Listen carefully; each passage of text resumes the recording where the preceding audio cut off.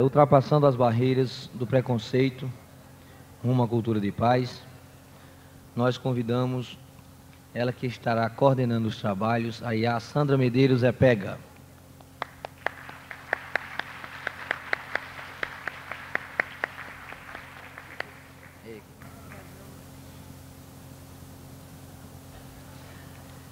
Infelizmente, tinha uma pessoa que estaria participando dessa mesa, que era o professor Hermógenes, que há muito participa da Nova Consciência, mas por questões de saúde ele não pôde vir este ano.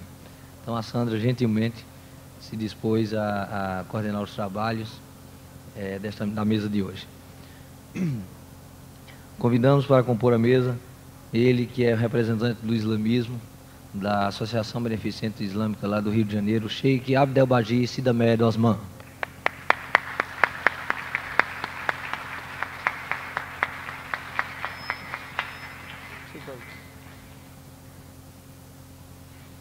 Sheikh Osman.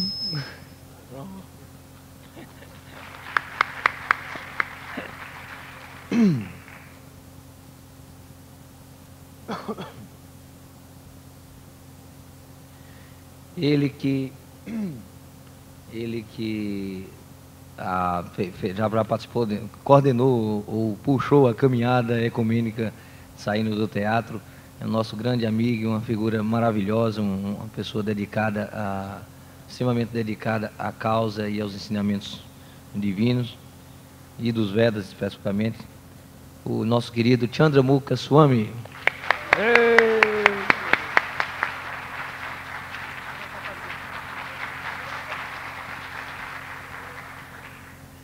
Chandramukha também uma outra ausência, enfim, aqui dessa mesa, que é o nosso querido Tatarorixá Vicente Mariano, e se predispôs muito bondosamente a nos agraciar com sua fala.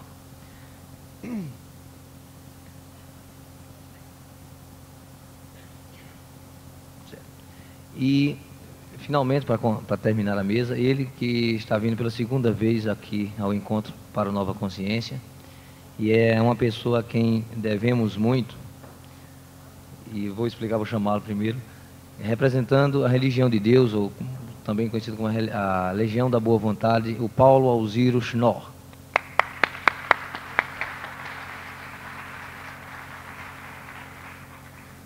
A Legião da Boa Vontade há muito que apoia a Nova Consciência em inúmeros anos, em anos anteriores, com a divulgação do evento, com entrevistas, utilizando toda a estrutura da rede mundial, não só a televisão, mas toda o rádio, na rede de rádio, transmitindo o evento. Isso é algo que não tem preço. Não só o ano passado, mas como também neste ano, mais uma vez, a Legião da Boa Vontade e a Religião de Deus estão dando uma contribuição imensurável ao evento Nova Consciência. Então, não só com a gravação de entrevistas, cobertura com imagens, bem como a parte da Rádio Mundial, a cobertura também através da Rádio Mundial, e é algo que nós ficamos sensibilizados e extremamente agradecidos pelo esse trabalho e essa ajuda que a LBV, aqui na pessoa do nosso irmão Paulo Alziro Schnorr, que é de São Paulo, acho que a representação no âmbito da religião mais importante aqui no Brasil, e bondosamente está aqui nos agraciando, não só com sua presença, mas com toda a ajuda da Legião da Boa Vontade. Antes de passar a coordenação dos trabalhos... Oi? Esquecendo do grande irmão aqui. Pois bem, ele que representa a tradição cigana há muito, também participa aqui do nosso evento Nova Consciência, uma figura das mais queridas, o Virgílio Vassalo.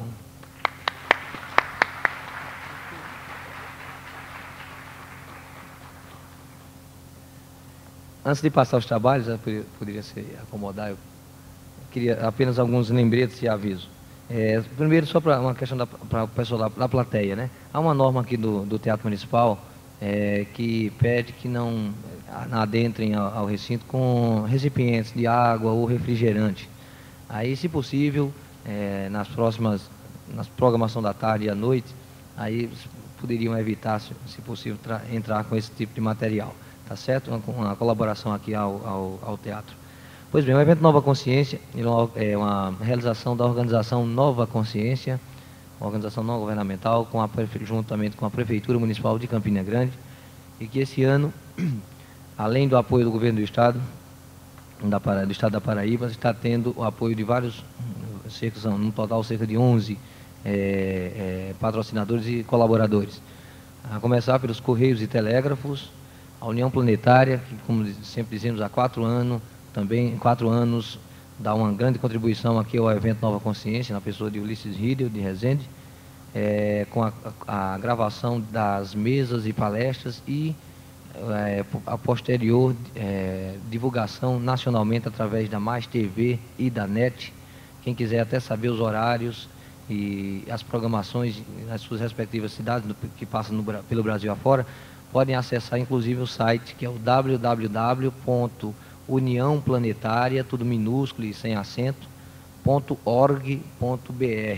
Lá vocês vão encontrar informações sobre não só a programação, mas os horários e os canais em que são veiculadas as programações, inclusive a da Nova Consciência. Afora eles, nós temos apoio da Graf7, que fez os folders do evento, da Neiva Fotografia, dos colégios CAD e Motiva, da Sociedade Teosófica, da AABB, do Convention Bureau e do Hotel Onigrat. Agora pela manhã vão estar paralelamente aqui essa programação principal ocorrendo, vão estar desenrolando os diversos eventos paralelos que terminam, não poderia deixar de ser hoje, né? E que vão ter continuidade os cursos, vivências e workshops, o 2º seminário sobre o Sagrado Feminino, o 4º seminário de Alimentação Natural, o 5º seminário de Reiki, o 5º simpósio de Massoterapia, o 1º seminário de Medicina Tradicional Chinesa, o 4º seminário de Xamanismo, o 13º encontro do Movimento Hare Krishna, termina hoje, eu creio à tarde, né, senhor Chandramuka, o 8º seminário de Ecologia, o 6º Encontrinho para a Nova Consciência, o 5º encontro da Ordem Sufi Halvet Gerharden, o 6º ciclo de palestras sobre Satya Sai Baba, o 5º encontro de RPG, o 5º encontro sobre cinema, o 32º MIEP, que é o Movimento de Integração do Espírita Paraibano, o 3º encontro sobre Zen Budismo, o 1º encontro de Comunicação da Nova Consciência, o 4º encontro afro-brasileiro campinense, nossos irmãos do Movimento Negro, o 3º ciclo de palestras sobre o pensamento cristão e o 8º encontro de teosofia. Além disso, tem continuidade a feira esotérica, a feira de produtos, de livros, de produtos esotéricos aí no hall do teatro, os atendimentos que estão acontecendo aqui no Mini Teatro Paulo Pontes, as exposições de arte, a feira de plantas, etc. Então, sem mais delongas, passo a coordenação dos trabalhos à nossa coordenadora Sandra Medeiros, lembrando que após essa mesa, nós teremos uma palestra da representação da Seichonoye, nosso companheiro Marcelo Barbosa. Sandra, obrigado.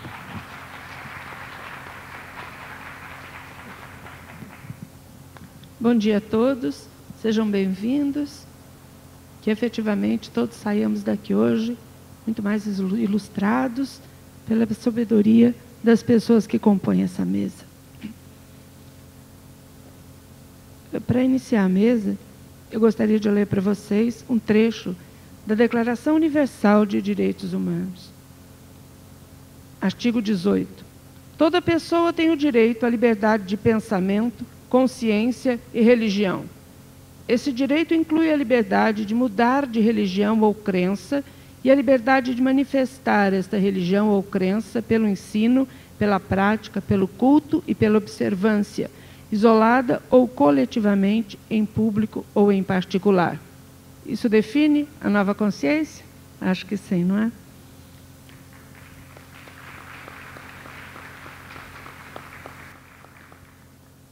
Nelson Mandela disse: ninguém nasce odiando outra pessoa pela cor de sua pele, por sua origem ou ainda por sua religião.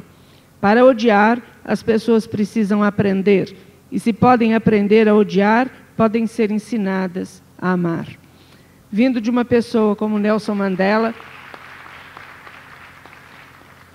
tem mais que um duplo, triplo significado.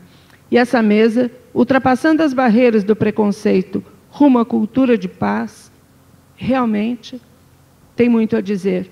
Vejam vocês, ela é composta por um membro do grupo dos ciganos, anos e anos de perseguição, por uma pessoa da religião de Deus, que luta 24 horas contra o preconceito, criando na mente de todos um pós-conceito religioso, por um sheik do Islã, que hoje enfrenta problemas e barreiras, e por um sacerdote, Hare Krishna, que também enfrenta problemas e barreiras no seu país de origem e nos outros. E por mim, que já nem preciso falar, como a tradição afrodiscriminada. Então é uma mesa realmente para gerar pós-conceitos na cabeça de todos. Nós passamos a palavra, em primeiro lugar, ao nosso grande amigo Virgílio Vassalo, da tradição cigana, e damos a ele 15 minutos para dar a sua mensagem.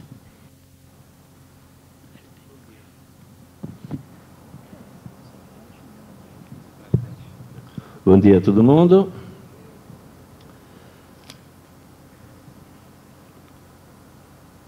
Em relação ao povo cigano, os direitos humanos parece que se esqueceram completamente deste povo. Nos últimos dias, neste ano, teve o aniversário da caída do campo de concentração nazista de Auschwitz, na Polônia.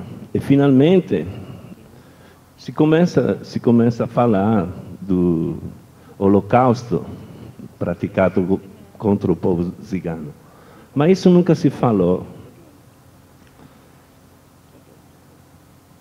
Um dos nossos escritores escreveu justamente um livro, em francês, sobre este Holocausto esquecido. Tanto se falou do povo judeu, com toda a razão, mas sempre se esqueceram do povo cigano. E eles trouxeram tanta coisa. Esse povo trouxe tanta coisa. Aqui no Brasil, eles trouxeram o circo. Hoje não se fala mais disso. O circo era, digamos, os artistas circenses ciganos se apresentavam nas cortes imperiais, nas praças do Rio de Janeiro, de outras cidades, logo que chegaram no Brasil.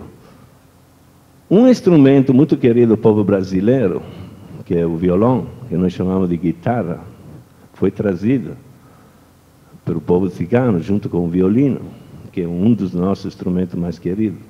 Mas isso também as pessoas não sabem. Há 7 anos, dirijo o Instituto Cigano do Nordeste, com sede em Olinda.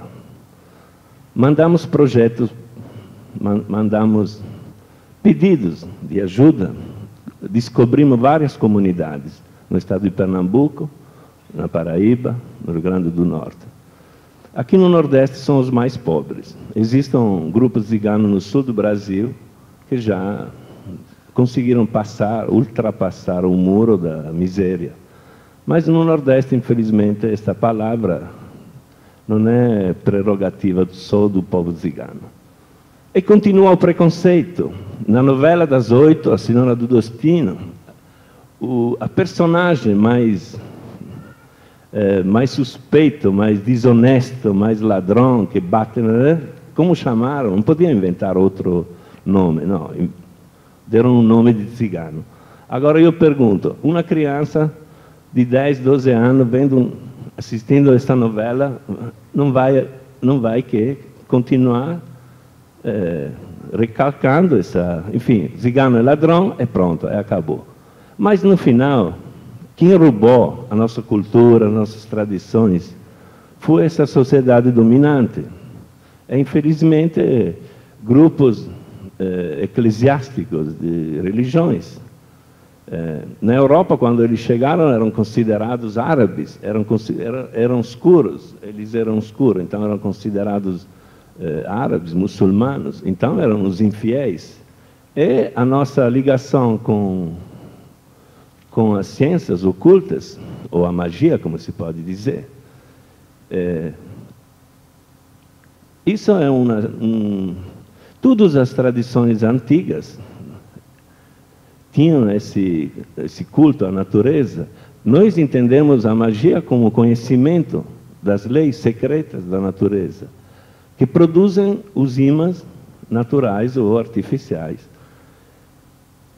Os ciganos, durante muitos séculos, foram os sacerdotes andarilhos dessa religião, que é a religião que falava de estrelas, de planetas, de pedras e de esperança.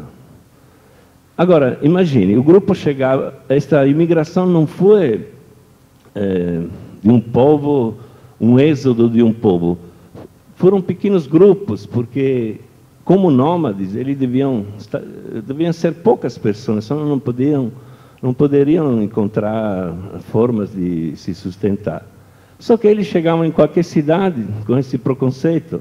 Já a polícia chegava e não fazia eles entrarem. Depois, um pai de família, para dar comida aos seus filhos, roubava uma galinha. Aí era preso, virava ladrão. Isso não é certo.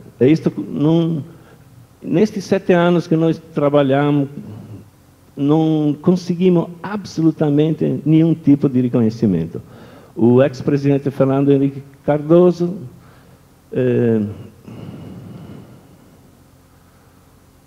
assinou uma lei de minorias que inclui o povo cigano como minoria étnica, digamos assim, reconhecida. Mas reconhecida para quem? Nós mandamos projeto para as prefeituras, para várias entidades, e todo mundo nos pede leis. Não temos leis, não tem reconhecimento. Tudo continua assim. E nós tivemos que inventar o nosso modo de viver. É muito importante entender que precisa um minutinho parar sobre o nomadismo, essa coisa de nomadismo. Mas esse nomadismo foi provocado simplesmente porque quando eles chegaram, encontraram uma sociedade já feita, que não aceitava eles, porque eles tinham um modo de viver completamente diferente. Uma sociedade hipócrita, é lógico. Todo mundo aplaudia as nossas danças, a nossa arte, mas quando se falava de direitos humanos, isso continua até hoje. Naturalmente, nós temos muita esperança. Somos um povo de paz, nós somos um povo antigo, somos um povo ligado à antiguidade. Um povo que não tem nenhuma aspiração para fazer conquistas.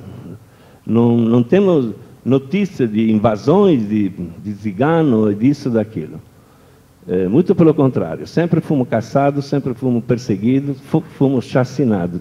E alguém nos pergunta, mas a cultura cigana se fechou sobre si mesmo. Mas eu quero ver um povo que sempre foi tratado assim, tem que se fechar, é preciso se fechar para manter as suas próprias tradições vivas. Em relação a essa grande herança que foi entregue à humanidade, chamada Tarot, foram os ciganos que difundiram isso no mundo. Eles levaram isso como um jeito, fazia parte do jeito deles de viver. Isso é muito importante reconhecer. Então, em primeiro lugar, é preciso mudar um pouquinho esse preconceito. Tanto se está fazendo, ou pelo menos alguma coisa está fazendo vários povos. Por exemplo, vamos ver os índios, temos muitas organizações de índios, de povo negro, de não sei o que lá. Mas a nossa é a única organização não governamental, sem nenhum apoio, nem político, nem financeiro. E, digamos, quem mantém esta organização é a minha pessoa, com o trabalho que nós fazemos, nosso grupo de dança, enfim. Então, é preciso mudar um pouquinho essa concepção. Não vamos esquecer, esse povo é originário da Índia. A nossa santa, a nossa padroeira, Santa Sara, chamada Santa Sara Kali, e foi transformando as próprias religiões através das viagens. Eles apareceram mais ou menos na Europa em volta do ano 1000. No Brasil, temos notícias, no 1574, da primeira família ciganas que aqui apareceu, logicamente expulsa de outro país, porque naquela época da Inquisição, eles deviam fugir, deviam se esconder. Uma das danças mais típicas do povo cigano é o flamenco, que é uma mistura de dança cigana, dança andaluza, árabe e judeia.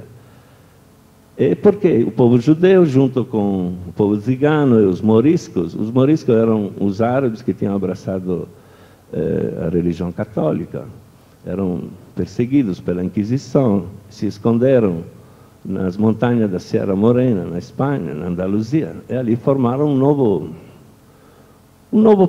povo, cada um mantendo as suas próprias tradições. O flamenco é o cantijondo, que é um tipo de música, de dança parecida, nasceu ali. Hoje, temos grupos que viajam pelo mundo, temos artistas bem reconhecidos. No Brasil, não vamos esquecer que um dos presidentes da República, o famoso Juscelino Kubitschek, era neto de cigano. Logicamente, isso não se fala absolutamente. Não vamos esquecer que os bandeirantes, os famosos bandeirantes que desmatavam, eles se apoiavam, eles eram ajudados pelos ciganos que, melhor que ninguém, conheciam a maneira de sobreviver na selva, sim, na selva, digamos assim. Isto pelo contato com a natureza muito forte que desenvolvemos. Estavam falando dos circos, os primeiros circos que chegaram no Brasil. Alguns de vocês seguramente se lembram, o circo Orlando Orfei era apresentado como circo italiano, não como circo cigano, porque não se podia falar assim. Eu nasci neste país, na Itália, e não se podia falar isto. Quando eu era jovem, minha mãe me proibia absolutamente de falar. Você não deve falar nada da gente, das nossas tradições. Lógico, tinham acabado de matar 1,5 milhão de ciganos nos campos de concentração nazista. O motivo, nós não sabemos. Ainda procuramos esse motivo. Só que os alemães daquela época queriam saber de onde que tipo de raça a gente era. Então, seccionavam, faziam experimento com mulheres. Não vamos repetir aqui os horrores deste momento. A partir daí, tudo isso ficou escondido. Mas chegou a hora, o véu do templo foi rasgado. Se abriram coisas que estavam escondidas. Esta tradição linda, maravilhosa, como outras, volta a renascer, porque nunca morreram. A grande façanha do povo cigano foi conseguir sobreviver. Bom, espero que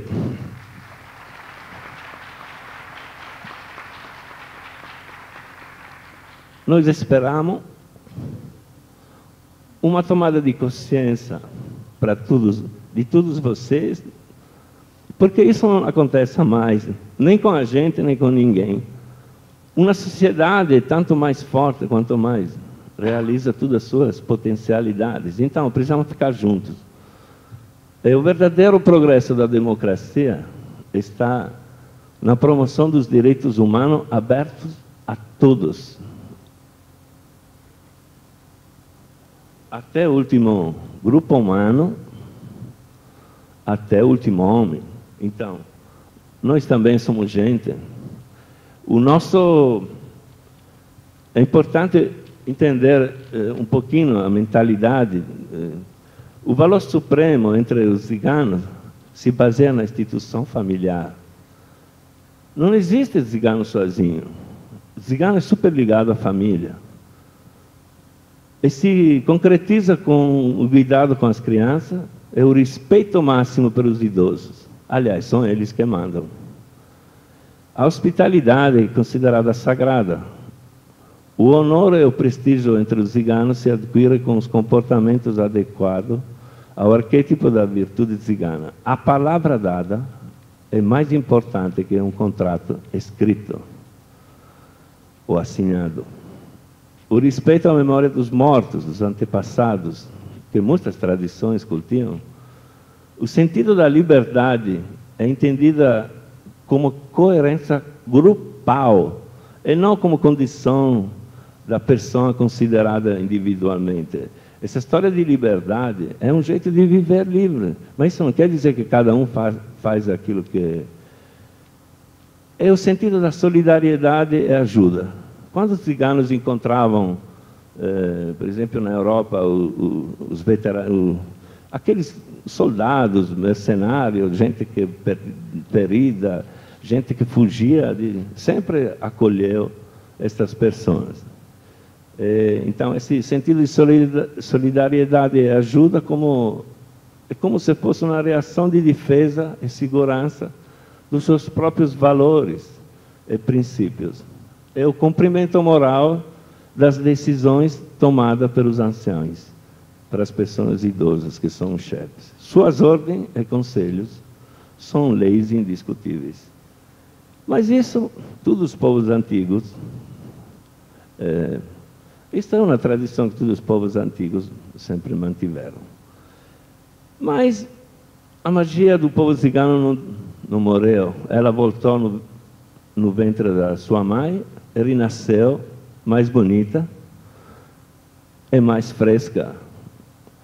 O ano que vem, nós estamos propondo como é o 7º ano que participamos vai ser o 7º ano que participamos desse evento maravilhoso, de trazer os nossos grupos de dança de flamenco para fazer uma grande festa com tanto de fogueira junto. Então, espero que vocês apoiem essa nossa iniciativa. Quero agradecer a todo mundo. Muito obrigado por esse momento importantíssimo. E Deus é testemunho disso. Muito obrigado a todos.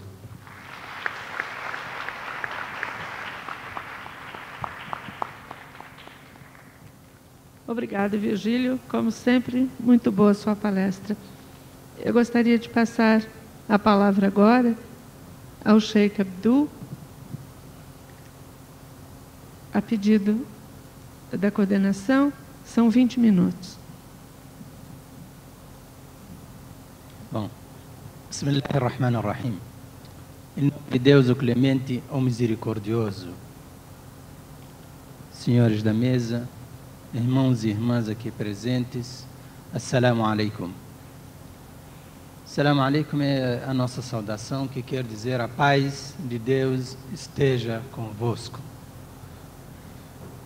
O título da mesa hoje, ultrapassando as barreiras do preconceito, uma cultura da paz, talvez tenha a ver com esta saudação.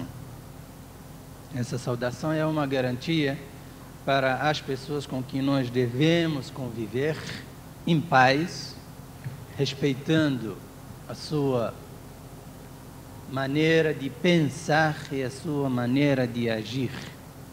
É muito importante que nós tenhamos esse tipo de compreensão. Não há dúvida nenhuma que os muçulmanos sofrem muita perseguição e muito preconceito, apesar de todo o legado histórico que foi apresentado para toda a humanidade, a contribuição dos muçulmanos para toda a humanidade, encontra-se ainda esse tipo de preconceito, lamentavelmente. A minha contribuição, em vez de eu falar sobre o preconceito que os muçulmanos estão sofrendo, a de saber disso ao ouvir o noticiário diariamente, vou falar um pouco sobre o que poderá eliminar o preconceito. Dentro da concepção islâmica, os muçulmanos têm a obrigação de respeitar as demais denominações religiosas. Não é um favor que eles estão fazendo, nem um direito dos outros, não, é uma obrigação. Quando nós encaramos a questão como uma obrigação quer dizer algo que deve ser cumprido. Porque direito, no momento que você abre mão do seu direito, as pessoas podem ultrapassar os limites que não deveriam ser ultrapassados. Mas quando partimos como uma obrigação, temos muito cuidado